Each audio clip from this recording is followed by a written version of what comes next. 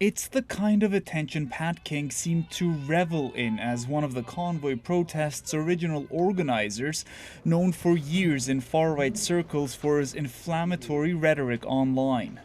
Trudeau, someone's going to make you catch a bullet one day. I know this video like there's no tomorrow.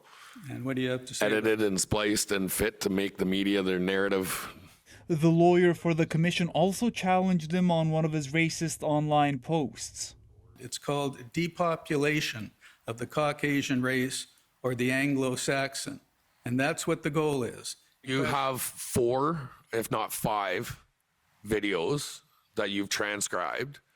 One from over 4 years ago. That's part of this.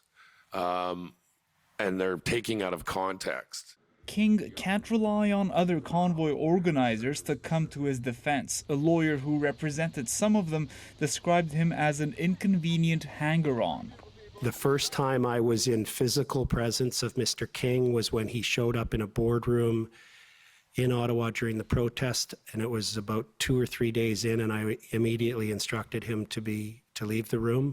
Keith Wilson also sought to distance himself from a faction of protesters hoping to force the government to resign. I explained that there's only 2 ways that governments change under our parliamentary system.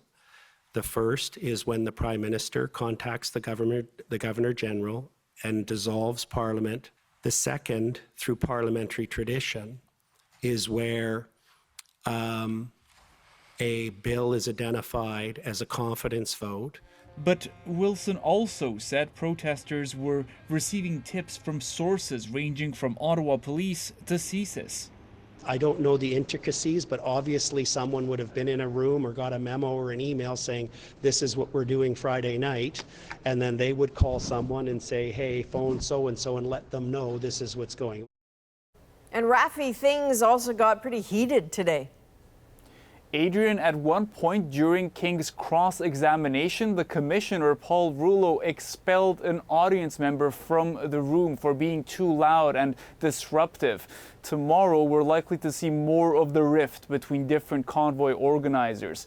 One leader who was calling for the resignation of the federal government will take the stand, and so will Tamara Leach, who is more aligned with Keith Wilson's views. All right, Rafi Boudjikanian in Ottawa. Thanks, Rafi.